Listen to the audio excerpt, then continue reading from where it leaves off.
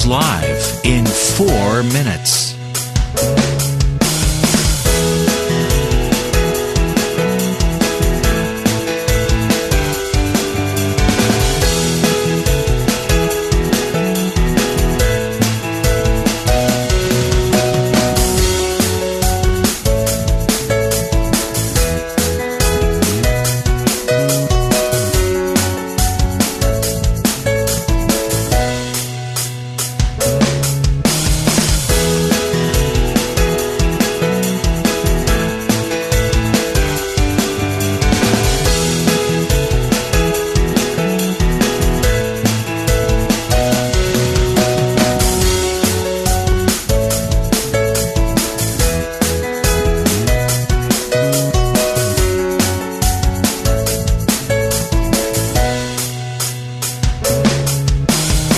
Lynn Cullen goes live in 3 minutes.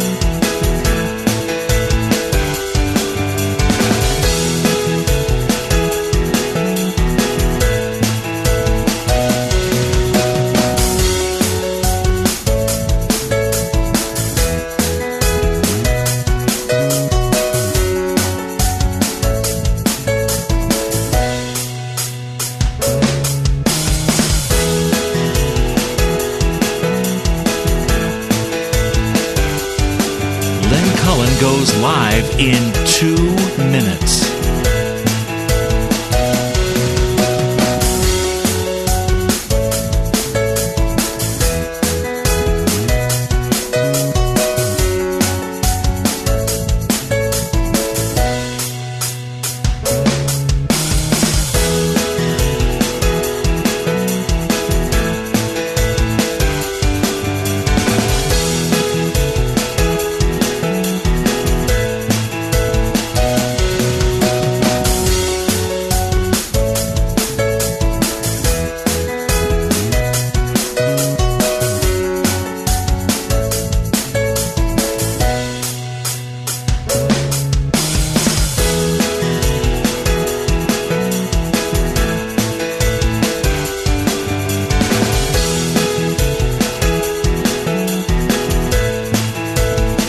Lynn Cullen live in 1 minute.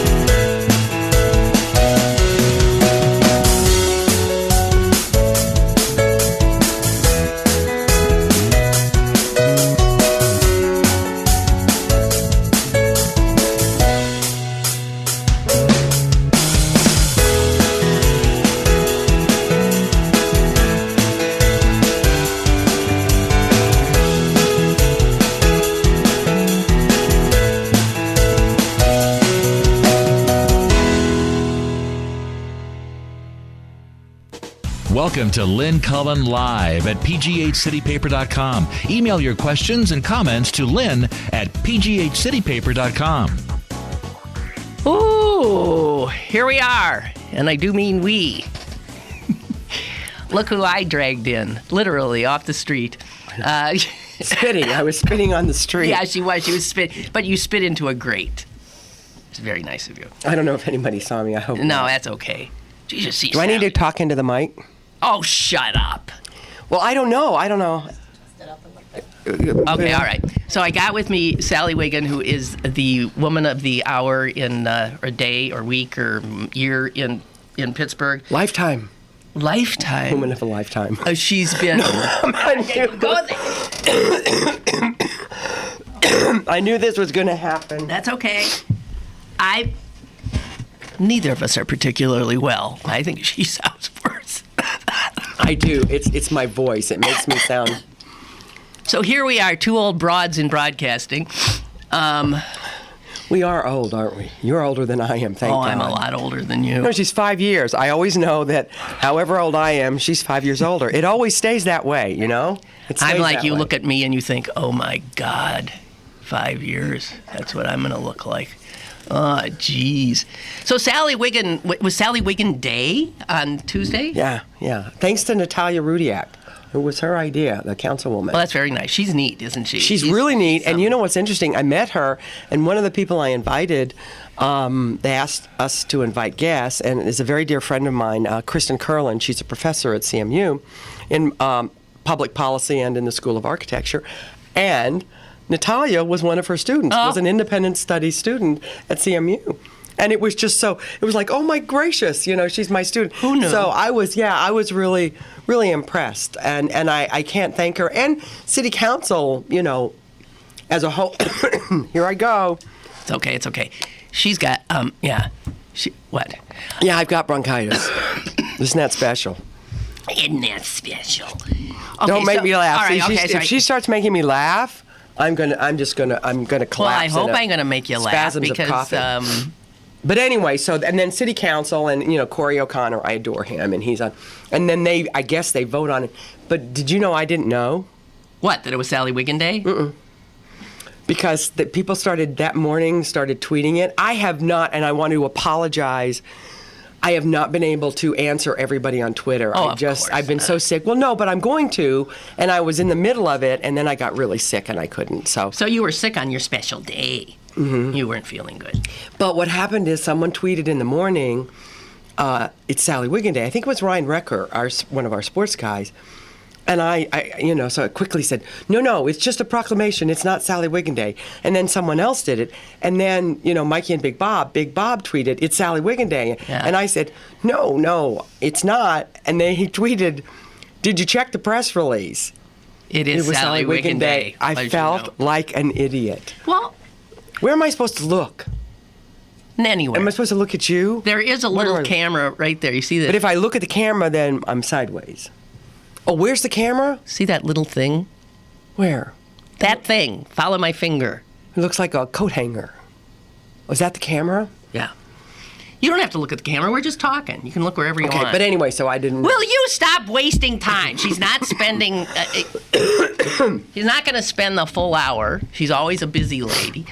Sally and I have known each other for 35 years then. 34. I came to Pittsburgh just a bit after Sally. So I wonder when I'm here next year, are they going to give me a friggin' proclamation? Well, the reason it happened, you know what? I think I need to get a lozenge. That would make me stop coughing. Let me get a lozenge. Okay, she'll get a lozenge. All Let right, me I'll talk. tell Okay, you why it happened. The reason why it happened is Mike Clark. I did not remember that it was my 35th anniversary. Mike Clark is Sally's... and I used to anchor with Mike Clark, and he's a good friend. Yes. And this is so attractive. Oh, this is going to be a bitch. All right. I thought I was feeling like hell. Okay, I promise not to swear. Does that count swearing? Not. That word doesn't. No. That's okay. Okay.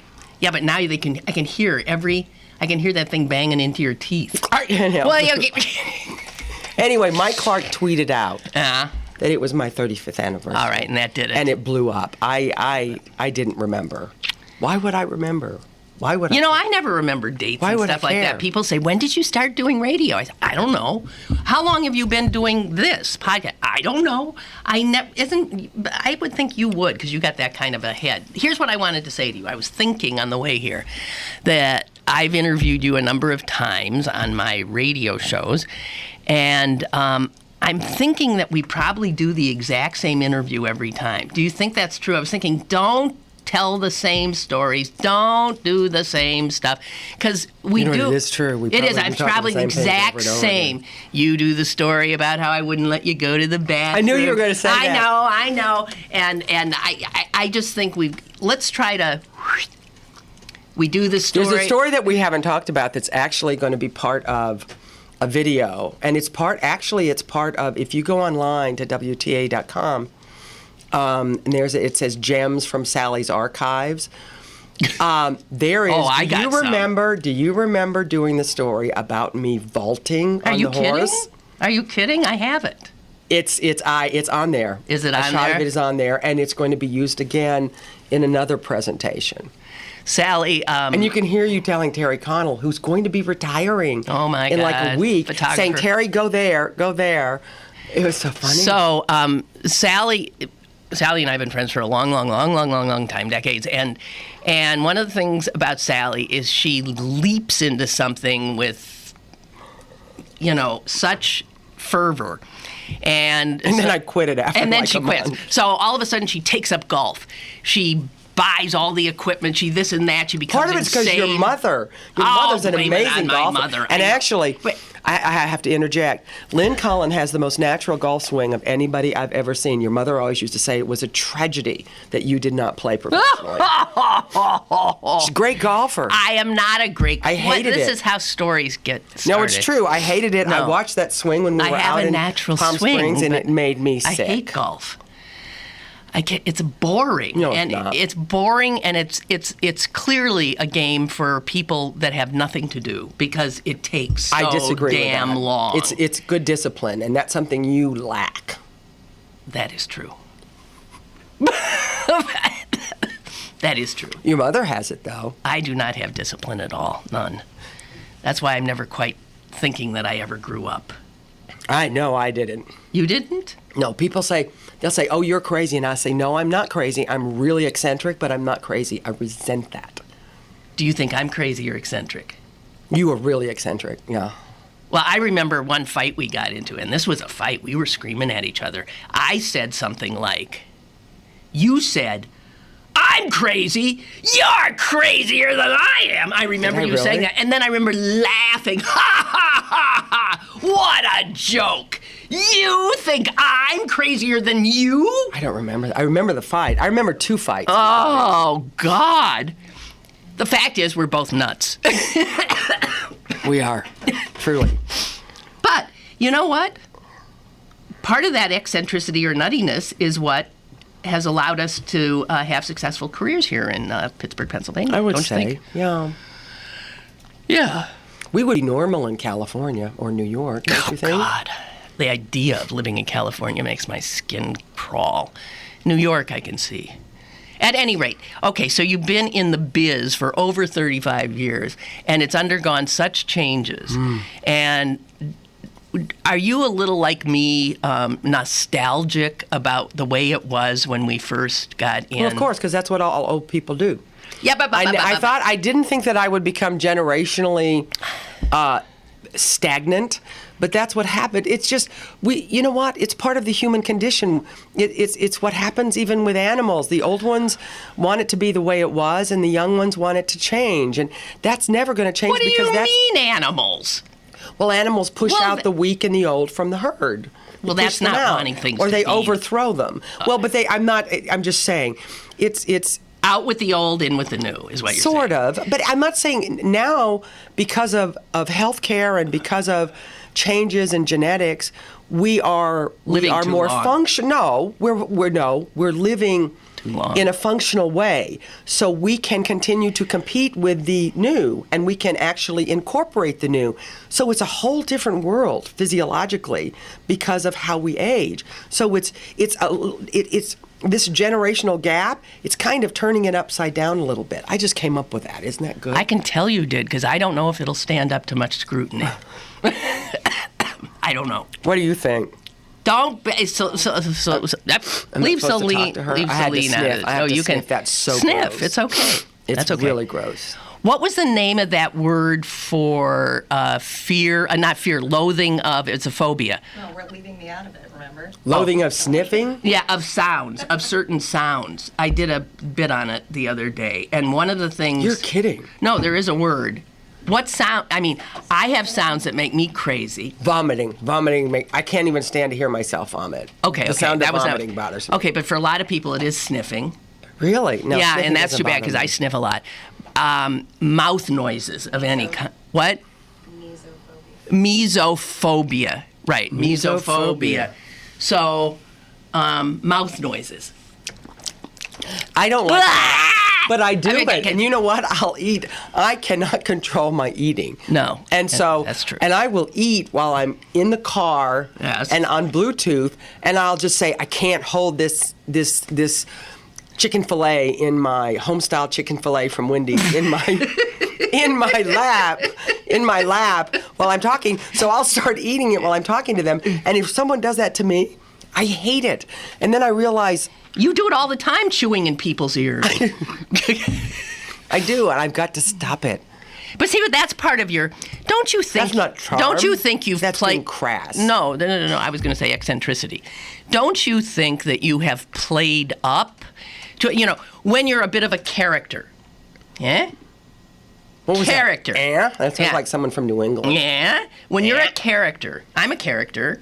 And you're a character, but by virtue of the fact that our jobs have been in the public sphere, that character that is us takes on a life of its own, and then sometimes we're trapped in it. In other words, I'm thinking one of your character traits is that Sally will literally dumpster dive for food. I mean, Sally's been known to root through trash cans looking for food. We've all seen it. Anyone who's worked with you.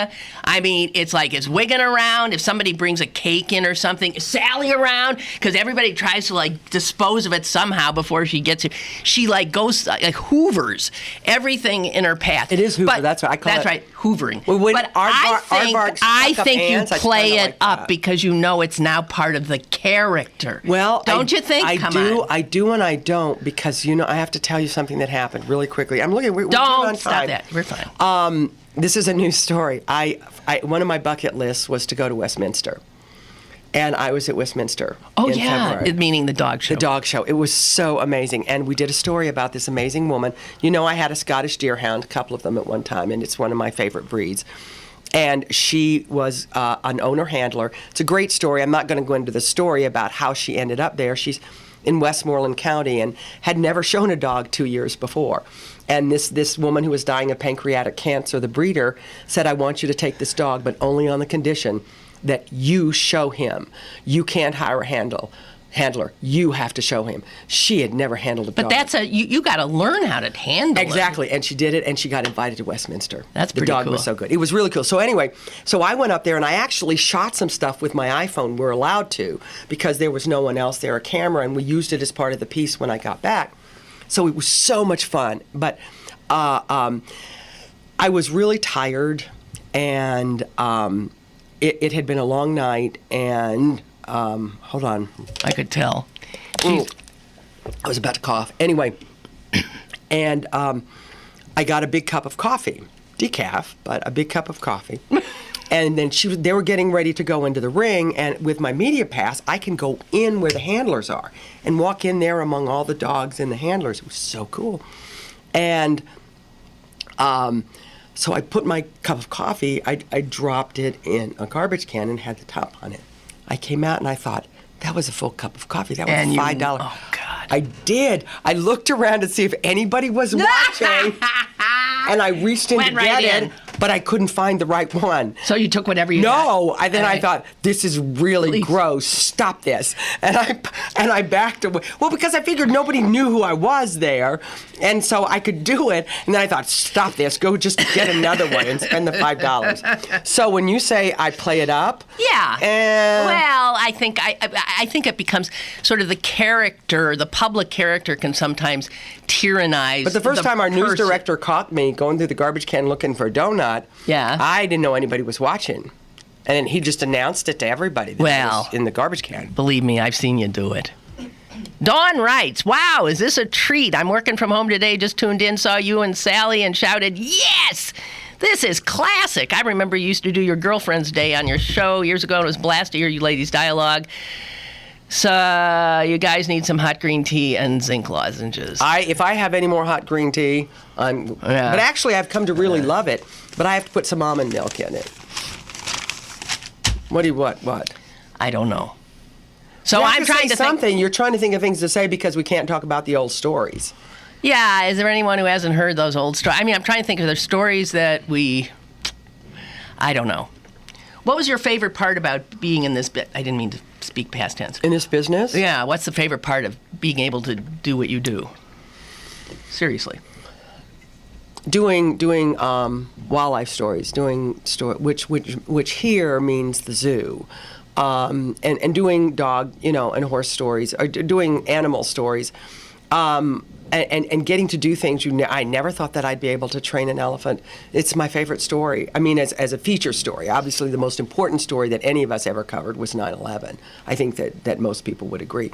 But as far as a story that all of my favorite stories involve elephants. or sometimes horses, or sometimes dogs.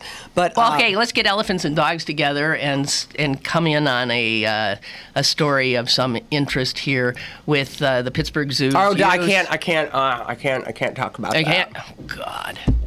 Well, you know what? All right, are you still on the board of the zoo? Yes, I still am. Okay, so forget about it. Technically, I really can't. All right, she can't talk about it. But I mean, that's elephants and dogs, right? Blah, blah, blah, blah, blah. Yeah, but it's not as big a deal as everybody's, as some organizations are trying to make. The best video I ever brought back from one of my shoots is also from the elephants. I was in the elephant, just totally walking around with them. I don't think they let you do that anymore. They don't. I got hit on the head. One of them, I was standing under her trunk, and her trunk was up, and her trunk came down.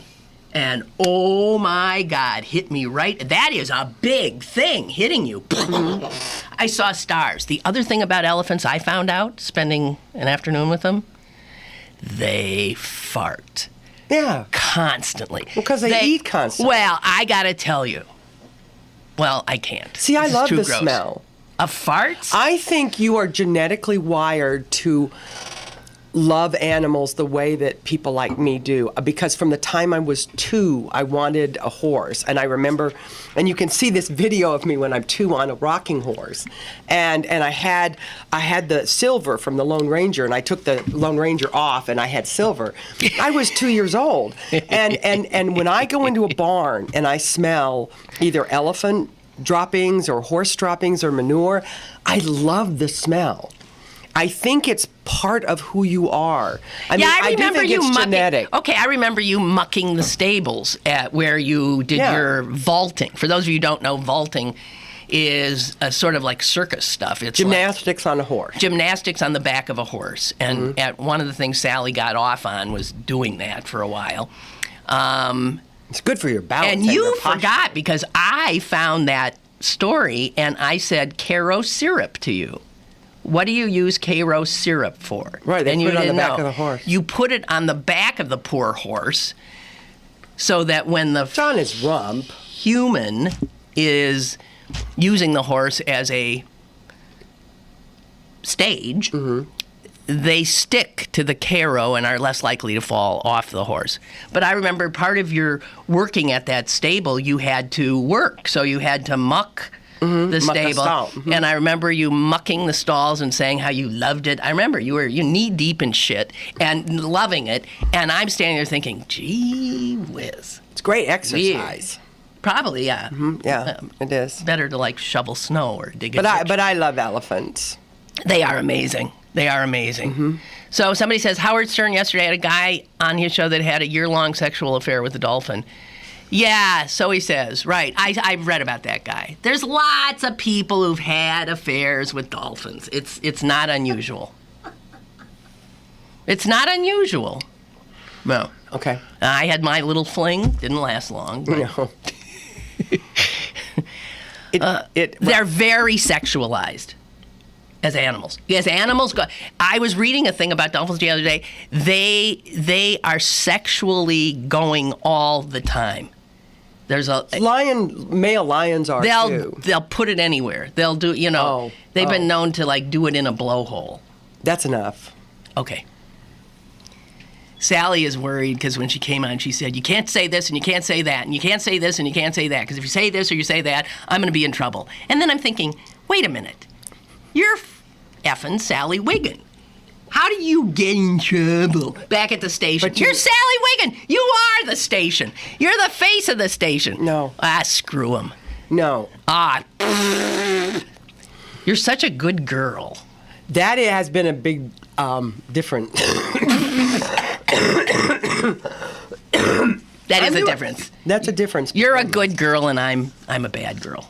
Because you're not the oldest. Yes, you're not the oldest. No, I'm middle. When you're the oldest, you tend to. You're more conservative, and you relate to authority figures. Yes. Right, and Sally does. I will prostrate myself. Yes, she will. She's unbelievable in the presence of authority figures. Yeah, she will. You will. Yeah. It's always irritating. I've always found it to be unseemly. And that's why I date men who would be bad authority figures.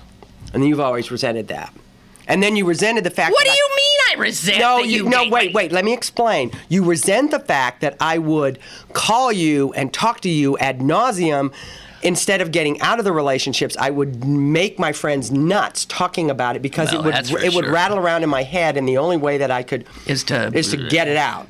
Yeah, I was addicted but you never listened to you. You talked about it, but you never listened to anything that anybody said. And it used to irritate you a lot. And then as soon as you'd hang up after unloading on me for 5 hours, I'd call someone else. You immediately call someone else. And I don't put do them that through anymore. Oh, I stopped doing that a long time ago. God.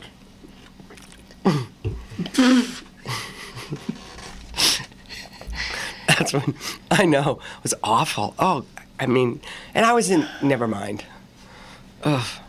All right. Yeah, Yeah. And that's why somebody said, "Why are you still in this business?" I mean, no, they didn't say why. And I said 2 things: I'm a spendthrift. I spend too much money, and I didn't save enough. And I was looking for husbands who would take care of me, and so I could get married and not have to work outside the home. I would work in the home, and then I would save animals. And that was your plan? That was my goal. It was my plan. And then it just kept getting further and further away, or farther and farther away, further and further away. Further and further. Further and further. Farther is distance. Distance. Further seems to be everything else. It just seemed further and further away. It just happened. And so anyway. You need to say something. I don't know. I'm just getting a kick out of you. So what's the dog population in your house now? 2. I can't have more than that because the female would not like other females, and the male would not like other males. So I'm stuck at 2. Okay. And they're a lot of work. Having a smart dog that's trained, that's highly trained, is hard. Sally's dogs are bilingual, but mostly they speak German. I know, but you know what? The German's more effective. I like German. Okay, so give us some of your command. I mean, being around Sally and her dogs, you hear... Pass auf. Means watch out. It means look. Pass auf. That may be a bad person walking by. Pass auf. Yeah, don't screw with Wiggin. She's got killer dogs with her all the time. No, they're not now. And then bleib means stay. Sitz means sit. That's what I hear all the time. Sitz. And then hier means here. Come here. But here. So they were trained in German. One of them was trained in Germany. The other one was trained here, but she's like a naturalized citizen. No, she's not naturalized. She's born here of German line. So what does that mean? She's an American, natural. She's an American. She was born here. That's it. Yeah, and she's retired. I've taken 2 retired brood bitches now. And they're retired. And one of them was the daughter of my first German Shepherd, Schutzen, who was German. Schutzen, explain. It's a training. It's a title. Trained to kill. No, trained to track, trained to do obedience, and trained to do protection. Kill. It's a competition. All right, I'm sorry. They're sporting dogs, but anyway, and so anyway, one was the daughter of my first one, and so I took her when she was retired, and now I have a new one.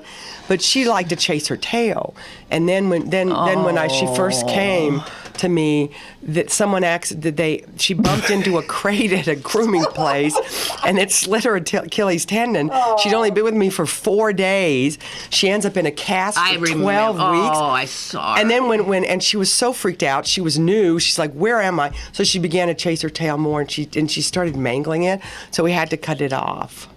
Had to amputate her tail. She has a little 6-inch tail, and she just wags it. But now she's better. This poor dog. She's on Prozac now. She's on Prozac. Yeah, I bet she is. Well, let me tell you. Yeah. Separation anxiety. I'm just saying. Imagine you're a dog minding your own business in Ohio. This one comes to get you. They wanted me to come get her. 4 days later, you're like in the emergency room. Your entire leg has been like reduced to. You're in a cast up to here. You're walking walking around Did like you this. see her? Oh, you came over and I came saw over and her. saw her. And you don't even know where the hell you are. You chase your tail too. Well, and you're chasing your tail, and then she cuts it off. Jeez. I'm gonna start going. Oh, God. I didn't. The What's doctor left said of we that needed poor to animal? do it. Oh, God. Now she doesn't. She can't reach it. She doesn't do it. So now what does she do? She would go because, round and round. Okay. So, I mean, Sally, you're off the screen. So the behavior is a symptom of stress. It was separation anxiety. So- yeah. Well, you fix that by separating her tail. Well, Then I gave her Prozac. No, it was becoming infected. Okay, but then, you don't think she still has separation anxiety? You're saying the Prozac covers it up. The Prozac has covered it. Not Okay. covered it up. It's removed it. Right. But I'm weaning her off of it. Why? She also wears a little thing around her. Oh, poor thing. Oh, poor thing. What do you mean all the time she wears it? One of those only when horrible I'm gone. collars? Only when I'm gone. But it's like a balloon. Not a balloon, it's like an inner tube. She likes it. It's humiliating. No, she, when I get ready to leave and I grab it, she walks over and just stands there for me to put it on her. She likes it. Listen. What a life this poor dog has had. So you called her, she's a brood bitch. A brood bitch, which means her job was... She makes new police dogs. She makes new police dogs and new Schutzen dogs. How many litters does this poor bitch have? I don't know. But she's helped police officers find a great dog. And she's very intense. She needs to have lots of exercise, and I can't give her that, even though I have dog walkers. So she should have been a police dog because she's a female and she was a little bit smaller. She ended up being a brood bitch. But she would have been a great police dog. When I said pass auf once, I was saying it to Norris, and all of a sudden I felt this, on my hand, and I'm like, what are you doing? And they're sort of like drive-by bites. If she doesn't have anyone to go after, she'll just put her mouth on your hand. She doesn't do that anymore. Let me tell you something. Going to visit Sally, is an exercise I'm gonna have to go. in terror. Yeah, No, they're really No, nice. I love her dogs. They're wonderful. They are. Though, as a Jew, I've told I know you you don't like German Shepherds. especially German Shepherds who speak German. I know. They conjure all kinds of. Of course they do. Right. I mean, and I'm sure you know what? Did you see when you see the film Selma? I mean, can you imagine? Yeah, really. Actually, there was a story written about an African American who this shepherd would. It was a short story, fiction, and it was written by Gene Seberg's ex-husband. And I remember reading it. It was called White Dog, and it was about an African American who this German Shepherd would always bark at him. So he got a German Shepherd and switched the tables, and the German Shepherd would attack only white people and not black people. It was you know what? It was a fascinating piece of how you take racism and turn it on its head. Yeah. Well, do you I gotta really have go. to go? I know you I have a do. story. I mean, there's a wonderful. It's for our next Chronicle, but it's actually we're going to do a day of story today with it. There's a job fair for veterans, for Iraqi and Afghanistan war veterans, and it's a job fair over at Heinz Field, and so That's it where you're starts at heading? 11, and so I've got to meet my photographer there. There'll be a piece on tonight, but it's going to be part of our next Chronicle. It's going to be called After the War. You must be loving this new gig you got. It's hard. But it's... I didn't work very hard for a long time. No, being an anchor is a... No, I won't say it's a joke. It's much different now. They work very hard, but they didn't used to work hard, and No, you know that. they didn't. sure as now hell they work didn't. very hard, and but back in the day, it wasn't. Those are the good old days. Yeah, the good old days. You got paid a lot of money for doing not much of anything. Well, Right. that's an exaggeration. Yeah, a little bit. But for an anchor, I mean, if something really does happen and you're on, like a breaking news story, that's where you make your... Oh, yeah, exactly. Being able to But what talk I did and- is I just got really involved in the community. Right. Because I was always afraid if I didn't do stuff for other people, I would go to hell. I'm still terrified. I watch all these shows like Constantine and all these shows about demons, and I always look to see the people who either become demons or get taken away by demons, and I compare myself. Am I as bad as that? Am I going to be, I'm absolutely terrified I'm going to go to hell. So let me assure you. I am. You're just going to tell me I'm going to hell. Oh, there is no such thing. Yes, there is. There is not. Hell is here. Sure. Haven't you noticed? Hell is on earth. So is heaven. It's here. Those are constructs we've made up. See, you are not going to hell. I don't believe that. It's you not the really only reason believe in heaven and hell? I'm not sure. I don't know what heaven is, but I'm terrified of hell, which shows how negative I am. Huh. It was funny. I was thinking about that this morning because, I mean, it's not the only reason I work with nonprofits. It's not. Well, I should. It's not. And let us say, joining us today at the homeless children's shelter is Sally Wiggin. Sally is here not because she cares about homeless children, but because she's scared of going to hell. Sally? We have to Sally has to go straight to hell. Okay, it's so nice seeing you. You can't catch up with this one. I know. Listen, I can't believe I thought that I was better. I'm clearly not better. No, you're not. You're not. Take care of yourself. You look good for being so sick. I was going to take a mic off, but I don't have one on. No, you don't. So, you have to go now? Yeah, I got to go now. All right, okay, all right. Okay, so do I just get up and leave? Yeah, we'll take a break. And Sally, thank you. And by the way, I didn't even mention that you're being inducted into the Hall of Fame, Pennsylvania Broadcasters Association Hall of Fame. When's that? May 3rd. May 3rd, where is that? In Hershey. Hershey. I've never been to Hershey. I've never been to Hershey either. I bet you could eat your way through Hershey. I'm not a huge chocolate person. You're not? No. I mean, I'll eat it if there's nothing there. Well, congratulations, though. Oh, thank you. Thank you. All these things, are a sure sign that you're getting old. Yeah. Right. But I'm okay with that. I just don't want to die yet. No, because I still want to go to hell. I still want to go to see the gorillas in Uganda, and I still want to go. I haven't been to Australia. It's the only continent I've not. Yeah, we'll go. Not been to, and I mean, but I have to go. Goodbye. God, oh my! Thank I just you. feel like my neck's going to be so aching because every time I was coughing, I was going like that. Well, it's my eccentric friend, Sally Wiggin. You are crazier than I am. I am not! That is so crazy that you would say that. Don't you think so? Who? You. Don't you think she's You think I'm crazier than you? No. You both. Really? Yeah, Celine says we're both nuts. I mean, obviously. I don't know. It's a who knows. Aerotech, located in RIDC Park in O'Hara Township, is looking for CNC machinists and skilled assemblers. They are offering excellent pay and benefits packages, including profit-sharing opportunities and a retirement program. Go to aerotech.com for more information or call 412-967-6800. A dynamic opportunity in advanced automation and robotics is waiting for you at aerotech.com. Babies come with lots of decisions. Cloth or disposable? Crib or bassinet? So when it comes to protection, go with the safest, most effective choice, vaccination. Get all the recommended vaccines for your baby by age 2 to protect your child against 14 serious childhood diseases. For more reasons to vaccinate, talk to your child's doctor. Go to cdc.gov/vaccines or call 800-CDC-INFO. A message from the Centers for Disease Control and Prevention. Want something to do? Download the new and improved CP Haps app and find out what's going on in Pittsburgh.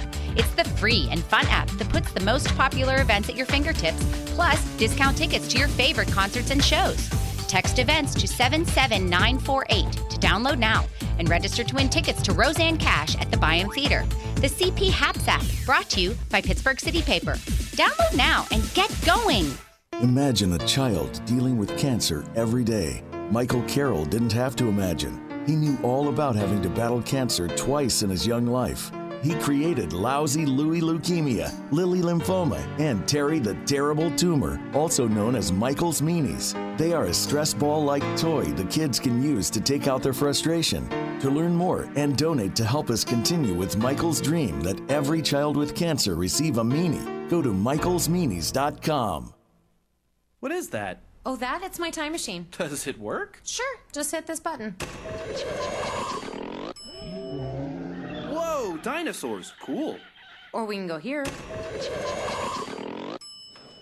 Hey, that's Napoleon. Oui. Or we can go to the future.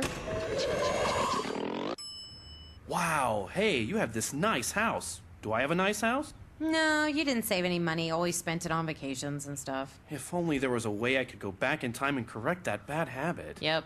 Okay, the time machine is not real, but the saving thing is. Get in the habit of putting some of your money in savings each week through a 401k, savings account, or financial investments. Put away a few bucks, feel like $1 million. For free ideas and easy tips on saving, go to feedthepig.org. That's feedthepig.org. What does this crazy little button do? Wait, no! This message brought to you by the American Institute of Certified Public Accountants and the Ad Council. You're listening to Lynn Cullen live at pghcitypaper.com. Once again, here's Lynn Cullen. Yeah, Lynn Cullen, who is not crazier than Sally Wiggin. I just want to say that. She's a piece of work. Love her. Okay. Yeah, I don't feel sick anymore listening to her. Jeez, wow. So somebody had wanted to know if Sally knew where Aunt Devlin was, and no, she doesn't either. And, I mean, she's here, obviously, because I know her husband. I see him on TV every once in a while, Bill Flanagan. And so Ann is here, and Ann is a person who, unlike Sally and me, decided to get the hell out of broadcasting and clearly doesn't miss it because she has kept herself out. So I don't think she wants to be found. I did bump into her on Avenue outside the Barnes & Noble that used to be not all that long ago. And, she's fine. She's alive and well, and doesn't want to do this broadcast thing anymore, clearly, because she could if she wanted to. She was sort of ahead of the game in many ways, in that I remember she started up a podcast, it might have been 15 years ago, maybe even more, and I remember not even understanding what the hell it was she was doing. She was doing essentially what I'm doing now, but I didn't understand. And I didn't understand how you could have a show like that and I guess neither did all the potential people who would have been in her audience. So she was ahead of the curve, and then she decided, screw it, I guess. I don't mean to speak for her, but clearly she decided not to continue. I want to reiterate an invitation I gave you. The event is tonight. It is the ACLU Voices of Freedom event.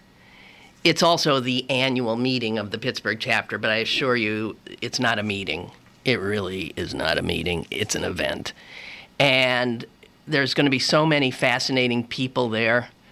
That if you're interested in the work and the story, what it is the ACLU, the stories of the people whose lives are helped, saved, bettered by the work the ACLU does every day. It's invariably a heartwarming and eye-opening event, and I do welcome you. It is free and open, and it's at the Frick Fine Arts Auditorium on the Pitt campus. That's on Shenley Drive at 7 p.m. Last year, it was packed, standing room only, and it was an incredible event. So I'm just saying, that's a hard act to follow last year's, but I think they're going to pull it off because they invariably do. What else? A quote from Coco Chanel. He who does not enjoy his own company is usually right. Isn't that the truth? Has to be, I would think. Okay, speaking of fashionistas, are you aware of this thing with, is it Dolce and Gabbana? Is that how it's pronounced? Okay, Dolce and Gabbana, DG. This is the designers, the Italian designers. They're actually two guys, Domenico Dolce and Stefano Gabbana. And they started as a couple and in both business and in love. And now they're just a couple in business. But there is a huge backlash against their brand, and a lot of famous people who own a lot of Dolce and Gabbana are sticking their clothes up for sale on eBay. If you want to grab some cheap DG stuff. Elton John has called for a boycott. A lot of other people have too. They're in big trouble. What did they say? What did they do? It was, again, this is a statement they made. In this day and age, you say the wrong thing and all hell comes down on you. But it's particularly astonishing to me what these two said. Actually, what one of them said. I think it was Dolce. He was doing an interview. I guess they just had, it was the big fashion shows just happened. And their new line, on the runway, they did a thing with, like, mothers, and it was sort of the theme. And so some of the models had babies and blah, blah, blah, blah, blah. Anyway, so they're doing an interview with a Italian magazine after it, and they come out as in opposition to gay people having children. Now, I'm sort of so flummoxed by that because they're gay. Do they not think that, I'm just, if they were not gay and said that, maybe it wouldn't have been quite so astonishing, but the fact that they are gay. So Dolce said, "You are born to a mother and a father, or at least that's how it should be." And then they go off on people who have children through in vitro fertilization or other means. And he went on to say, "I call children of chemistry synthetic." God, he calls these kids synthetic. Synthetic children. Rented uterus. Semen chosen from a catalog. I mean, wow. The end result is a human child. And they want these children to be viewed as synthetic? I don't know how much this is going to hurt them, but it's going to hurt them. I know an awful lot of people who wouldn't buy Dolce and Gabbana now.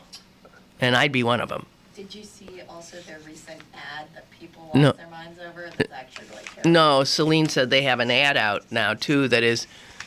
Gangbang. I can't quite see this, but it's a woman being surrounded by men... In different stages of undress. So she's what? They're 4 men taking on this woman. She's being held down. And she's being held down by one guy who's over her. So it looks like a gang rape. Yeah. Perfect. A plague and a pox on them all.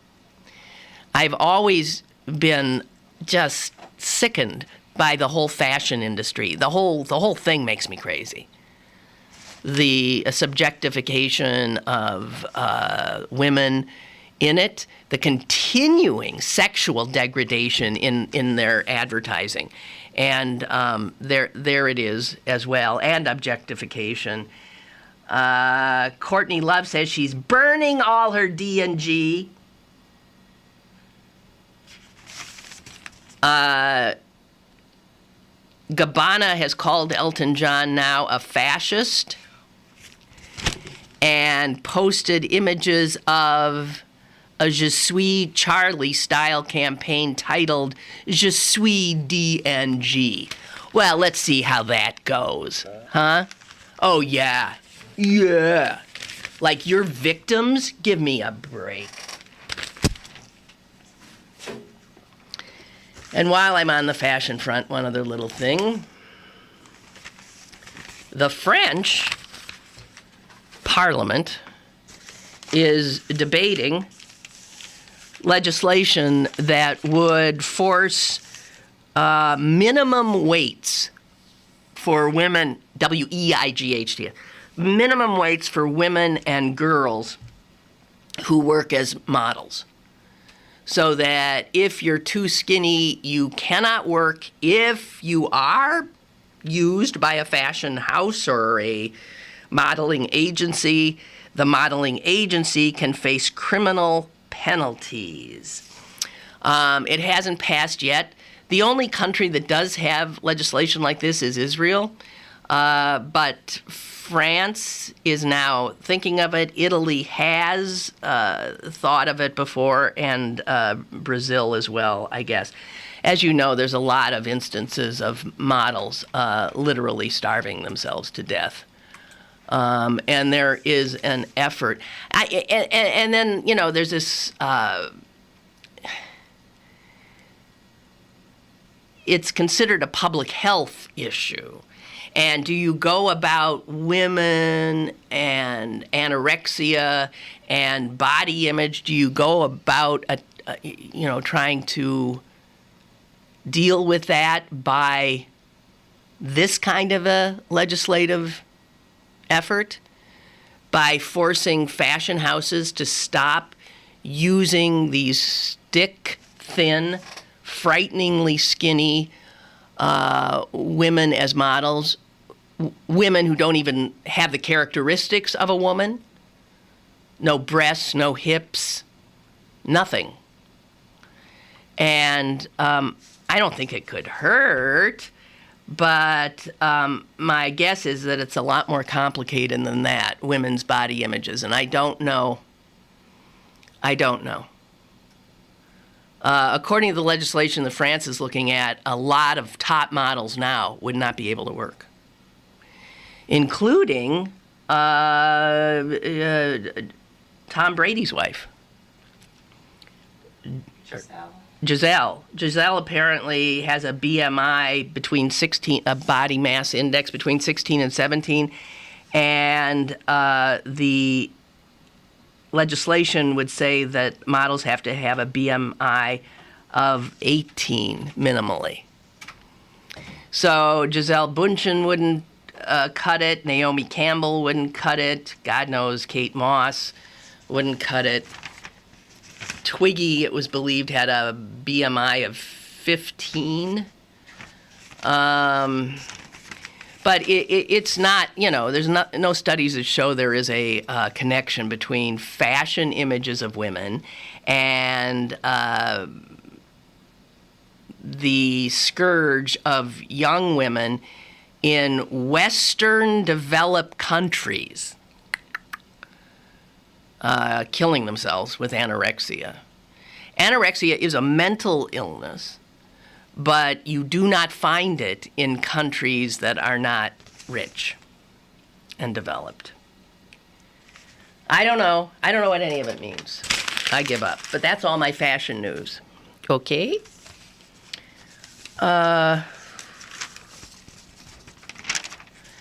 And something that I had wanted to comment on the last time I was here, when I was not feeling well at all. What was that, Tuesday? And I didn't get around to it, but it's still news. I had wanted to flag the fact that the NFL has lost another young player to retirement. This one, a real eye-opener, because this did just 1 year in the NFL. By all accounts, was going to be making millions next year and would have a long career. He was with the 49ers, and he just up and quit. And he's the first one who up and quit and specifically said, it ain't worth it. It ain't worth the risk to my health. So all these other early retirements didn't necessarily make it that clear. But Chris Borland has made it that clear. And he's 24, as I said. And he said, from what I've researched and what I've experienced, I don't think it's worth the risk. And, of course, the NFL is a little freaked, but they said all the right things. We wish him well, blah, blah, blah. Player safety will continue to be our top priority. What? Excuse me, bullshit. Player safety will continue to be our top priority? Okay, everybody, come on. What's the NFL's top priority? Right. Making gazillions. That's the top priority. And sacrificing a lot of young men in the process. So here's a guy, in America where everybody thinks that you go for the gold. For a young man to walk away from millions is like mind-boggling. People can't even process it, which is why this guy is my hero. He's heroic. Chris Borland decided his life was more important than being a millionaire. He's not sure what he's going to do, but he thinks he might go back to the University of Wisconsin, from whence he came, and study business management or something like that. Just do it like a regular person. And God bless him. He only made the league minimum last year as a rookie, but he was scheduled to be a starter. The sky was the limit, apparently, and he walked away. I love this kid. So the NFL also said that football has never been safer. Bullshit. Football has never been safer? I've been watching football for 60 years, and I got to tell you something. They didn't used to cart as many people off the field as they do with regularity now. Players were half the size. Helmets were not part of the game as much. Nobody was we're playing the game now with these behemoths. They're not only huge, but they're fast, right? And I don't think there's a helmet you can make that's going to solve the issue because, as we have pointed out, there is space between the brain and the skull. A helmet can't fill that space. It's on the outside of the skull. So you can put the greatest helmet in the universe on the skull, but if there's impact, the brain is still going to hit the skull and recoil, and hit and recoil, and be damaged. So I said, I think last week, that I think you're seeing the beginning of the end. And someone immediately emailed me and said, you're delusional. And then I saw in the Wall Street Journal in a piece, somebody said, what we're seeing is the beginning of the beginning. And that's probably more to the point. I mean, now Tom Brady, who's been mentioned now twice in the show, his father was asked if he would allow Tom, a young Tom, now to play football, and he said, I really don't know. Also, one of the nastiest, ugliest, and Pittsburgh area football icons, Mike Ditka, player, coach, Hall of Famer, and tough as nails. Mike Ditka said, my whole life was football. I think the risk is worse than the reward.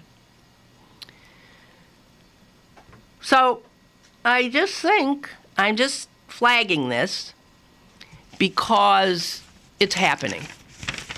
Once information, this shows why the NFL fought so hard for so many years to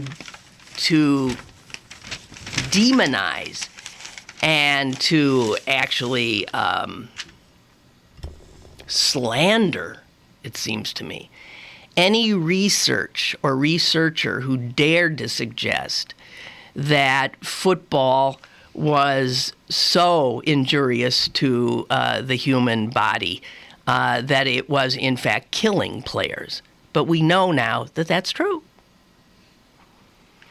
And given this, and given that we'll see more, and given that even the Pop Warner League has fewer and fewer kids are playing at the high school level, and fewer, I mean, I'm not sure how the NFL, looking down the road, how they're going to fix this.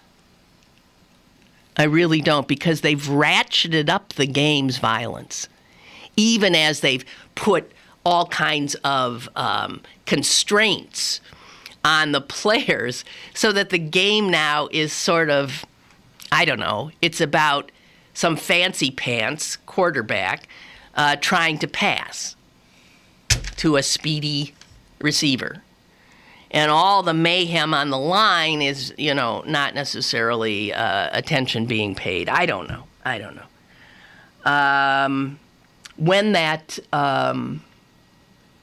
Will Smith movie comes out, and I think the date's been moved up, but it will come out during the football season, next football season. And it is the story of how it was definitely found cause and effect of football and early death and brain damage and all of that. And it's a story, of course, that was shot here because it's a story that happened here in the county morgue. It's where it started. And I also want to, again, credit my friend Jean Marie Laskus. It was her story in GQ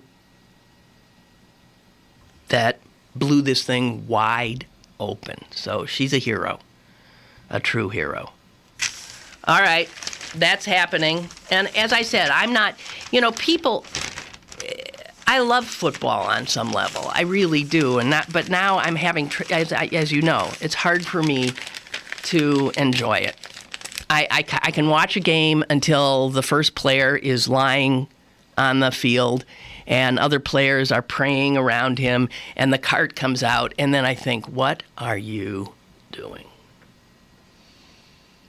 Aiding and abetting is what you're doing.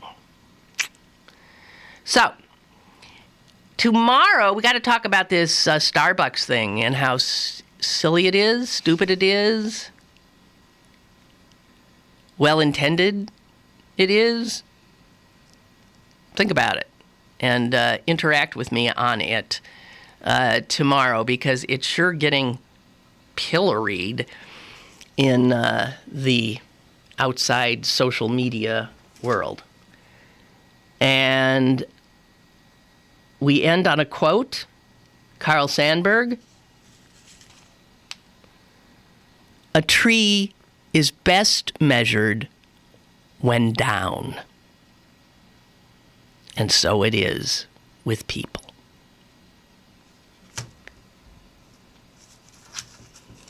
Sobering. And you mix that up with Sally Wiggins' Fear of Hell, and I send you off on on the rest of your day. Thank you so much for joining me. I'll be back tomorrow.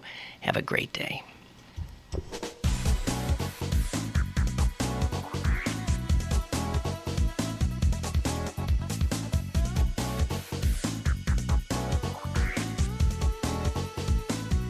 Lynn Cullen Live, Monday through Friday from 10 a.m. to 11 a.m. and archived at pghcitypaper.com. The opinions expressed on Lynn Cullen Live are those of the host and do not necessarily reflect the viewpoints of Pittsburgh City Paper, Steel City Media, and its advertisers.